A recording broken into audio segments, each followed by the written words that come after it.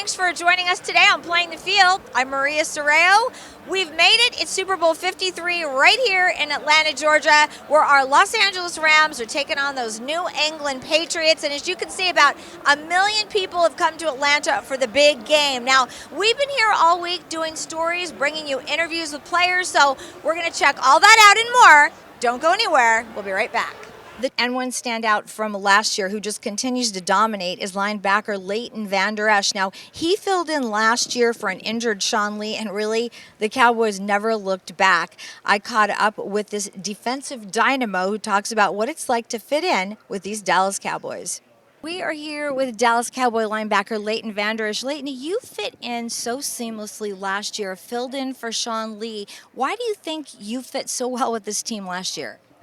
I think just the encouragement and support I've had from my teammates and obviously the coaches helping me get ready and everything. Obviously, because last year, it was a pretty quick transition. Yeah.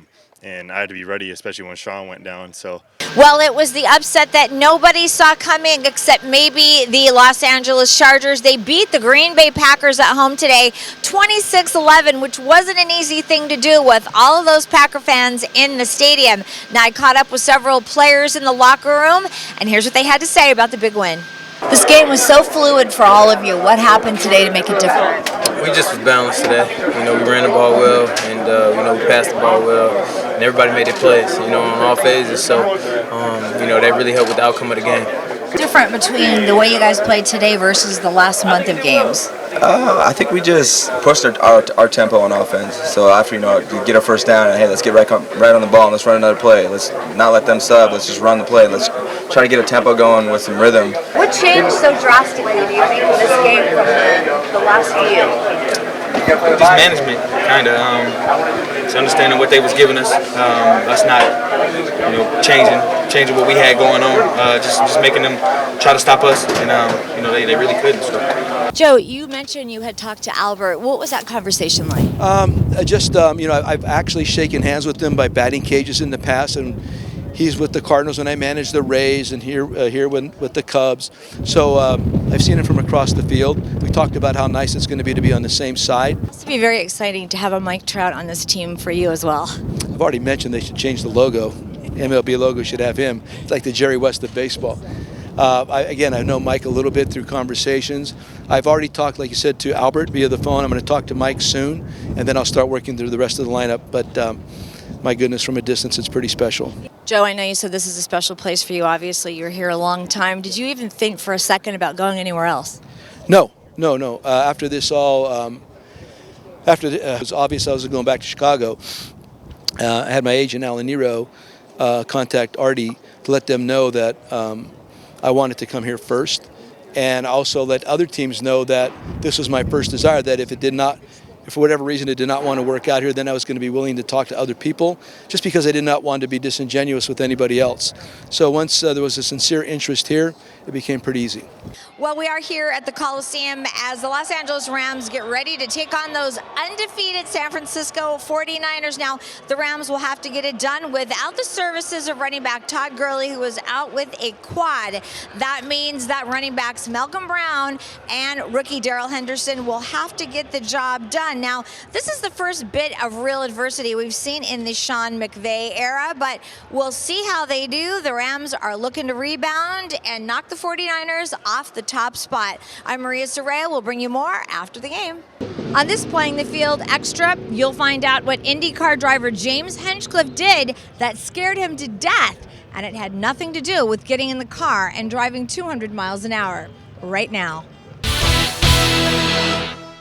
You're about to embark on a historic race in Indianapolis, the 100th. When does that sink in, or has it already, and what are your thoughts? Well, I hope it doesn't sink in till after, because that race is a big enough deal without adding that kind of title to it. But everybody's very excited. Obviously, the buzz around town is incredible already in Indy, and the buzz around the series obviously is loud, and everybody seems pretty jacked about this race. And we want to go out there obviously and do the best job we can, put on the best show that we can for the fans. And preparations probably for us started in February for a race at the end of May, but that's just what Indy is. That's what it means. And whether it's the 92nd or the 105th, you're going to try just as hard. And I guess when you get in the car, actually everything settles down for you. For sure. I mean, that's our release. That's our getaway. Get away, okay, we're done. Exactly. And the month of May is so stressful. There's so many events, so many appearances, so much going on, so many demands on our time that for us, getting in the car is really our release. And so those 500 miles, it's a lot of stress and a lot of buildup, but it's some of the most relaxing and fun times you can have. All right, so I read that you actually were an ordained minister and that you not married Charlie Kimball, but you married Charlie Kimball. Yes, I did. Charlie and his now beautiful wife, Kathleen, have been friends of mine for a long time. And they foolishly asked me if I would preside over their wedding. So I couldn't turn down a friend's request on their wedding day. So I became an ordained minister and performed the ceremony. And I married Charlie and Kathleen. And how nervous were you? It was single-handedly the most terrifying thing I've ever done in my entire life. And I would have said that without you. Probably that's not a line. And I told them that on the day, and I've told them that every day since. It was absolutely mortifying. This is going to be like a moonlighting thing you're going to do like on the side now, or? No. It was so stressful. I think it took 5 years off my life just doing that. So I don't think I need to be, dabbling in that anytime soon. How much did you rehearse the lines and looking over at me? Like a ton. Like an incredible amount of time was spent on this. Because if you screw it up at somebody's wedding day, it's not like an actor, if he screws up a line, he can just do it again, cut and start, first positions and start again. This is somebody's wedding, and it's all on film, and their friends and family are there, and it was awful. I mean, it was great, and it was a beautiful day. Weather-wise, the ceremony, the bride and groom, everything was just awesome. It was great. But I was genuinely terrified that when I saw them after the ceremony was done, Kathleen was just going to walk up and slap me and say, never speak to me. Thanks so much for doing that. Thanks for ruining my wedding. But they still talked to me, so I guess I did okay. All right, so then asking you what was more stressful, like driving in a race or presiding over somebody's wedding? I guess I know the answer. I mean, anything or presiding over a wedding. For more stressful, the answer is presiding over a wedding, 100%. I had a chance to sit down with head coach Sean McVeigh, who talks about what it was like to lead this team in the second largest media market in the country, Los Angeles. Prior to you getting here, the one thing all the players said the year before was, we have to change the culture, which kind of seems like a big thing. Yeah. What did that mean to you? Because clearly it changed. Well, I think the biggest thing is what we look at as the culture, Maria, is really, how we do things around here. And I think that's something that's become what it is because of the ownership that our players have in it. We have a certain set of circumstances, the values, the things that we deem important with how we operate on a day-to-day basis.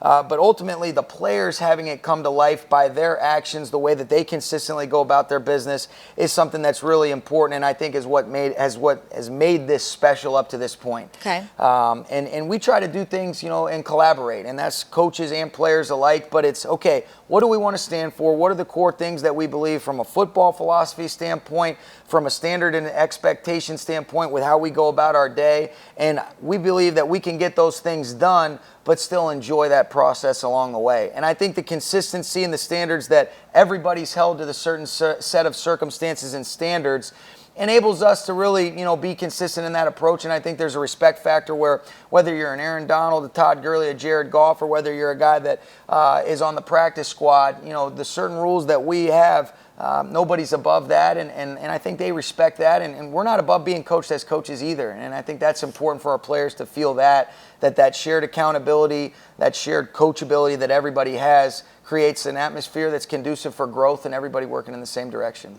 Is that kind of how you're dealing with all the big personalities in the room too, or? Yeah, I think so. And, it's big personalities, but these guys all love football. And I think like anything else, if you can provide that why, or you're not afraid to listen to them, and a lot of these guys have earned the respect based on their production, but also their experience to be able to say, if there's some way that we could do something better or more efficiently, we're not afraid to listen. And I think it's just about doing things together, being able to listen, create a commonality in terms of, all right, what are the things that are important? But, they've done a great job implementing themselves, endearing themselves to the teammates. And I think the thing that is something that you feel as proud of as anything, Maria, is the fact that our team is connected. These guys enjoy playing for each other.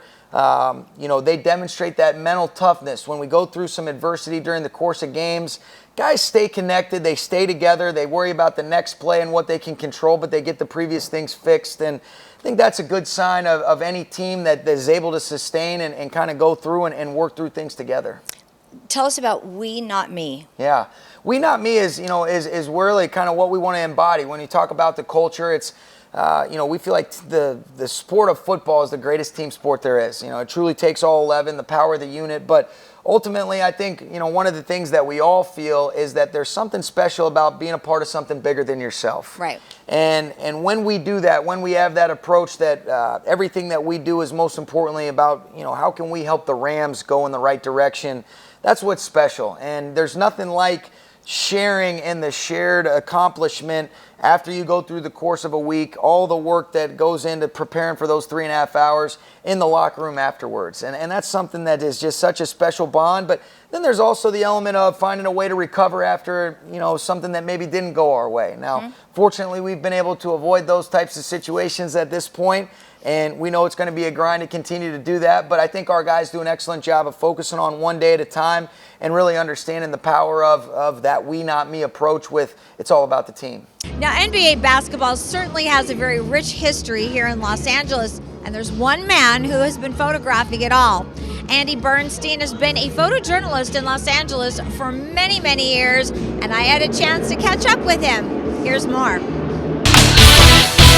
So many questions I want to talk to you about today, but I want to start back in Brooklyn, New York, where you grew up. Tell me when you first fell in love with sports. Wow, I fell in love with sports as far back as I can remember. I was playing street hockey as a kid, stickball. We were playing football on concrete in the snow. You know, this is how I grew up in Brooklyn. Played Little League baseball on a field that had no grass. It was all just like gravel and glass, actually. But my real love for sports actually came through my dad. My family of Brooklyn Dodger fans, diehard from the beginning of time. And when I came along, I was actually born in '58, which was the year the Dodgers moved, which the whole family grieved. They didn't grieve me being born, actually. They grieved the move of the Dodgers. But I became a Mets fan because I was prohibited from even mentioning the word Yankee, much less bring a Yankee baseball card into my house, which I made that mistake once, and my dad promptly ripped up my prized Mickey Mantle card. It's a true story. And when I went to University of Massachusetts, I took that love for photography with me. So that's how my love for sports really evolved, and it melded with my love for photography. And so when was your first professional job shooting sports, pro sports? Wow, that goes really back a long time, Maria. I had just gotten out of Art Center, College of